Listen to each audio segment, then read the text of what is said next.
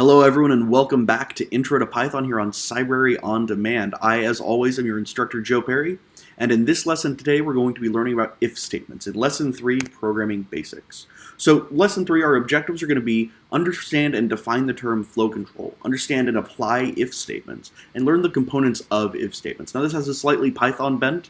The inclusion of elif, which we'll talk about in a minute, is something that Python uses that not all other programming languages use. But this isn't going to be actual Python code yet. It's just going to be bent toward Python. So flow control, all flow control actually is execution decisions made based upon some internal logic. And I want to say that again, and I'm going to say it again throughout this course. It is an execution decision made based upon some internal logic. A program, for example, might perform different operations based on the keys you press. Almost all programs do. A word processor is going to print the letter of the key you press, or the symbol. If you use shift, it'll print a capital. Things like that. That's a great example of flow control because it's not something people generally think of as flow control. Flow control is something that, and it's a weird phrase to keep saying over and over again, but it's something that people often get kind of wrapped around the axle with, get a little bit confused, don't really understand.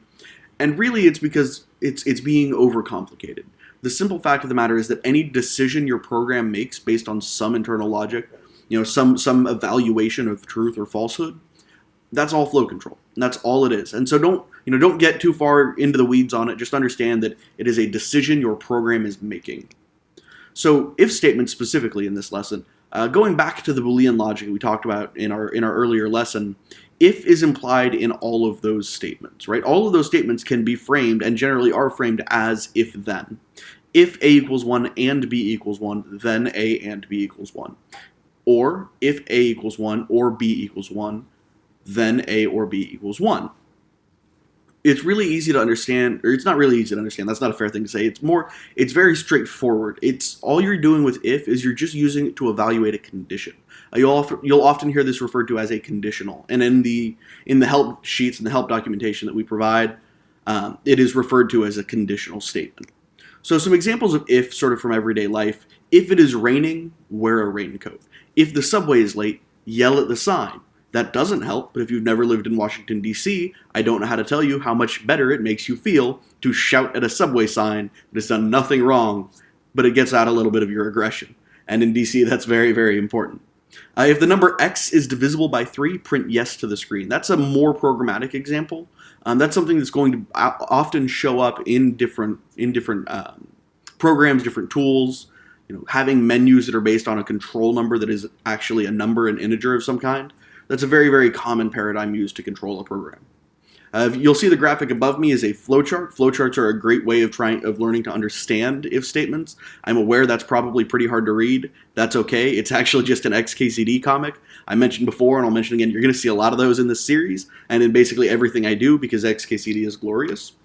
So elif, the next statement is part of the if paradigm, right? We have if, elif, and else. Elif is a little bit less common, like I mentioned. It's used in Python, it's used in some other languages, but it's not used in all of them.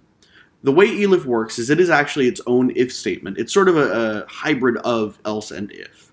If the first condition, so whatever your if statement was, evaluates to false, then consider this condition and evaluate it. Which is to say that, for example, if for the menu example I gave a moment ago, if the number is 1, add.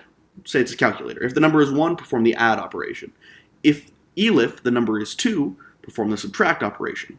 Elif the number is 3, so on and so forth. The idea here is just that elif is an if statement that only gets checked in the case that the preceding if statement was, or the preceding elif statement was false. Now you can have many, many elif statements in a row. There's not really a serious upper limit on it, though generally speaking you're going to want to avoid too many of them just for code readability. The final part of this paradigm is the else statement. So else only ever exists in the context of an if, elif, else statement.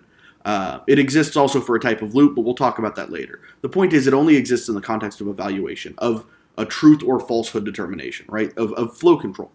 If the previous evaluation was false, then perform this operation. Now, unlike elif, there is no new conditional being evaluated with else. It's simply if A, perform this behavior, else, in all other cases, perform a different behavior. So that's really all there is to if, elif, and else, but we're going to take a couple of examples here and make sure that we kind of understand and can break this down. So here are the facts of the situation. X is a number. If that number is less than 10, you will print small. If that number is greater than 100, you will print large. Else, you will print medium. Now we're going to try it out with a few examples. X in this first case, we're going to set equal to 999. Now, if that number is less than 10, if is going to be the first statement we evaluate always.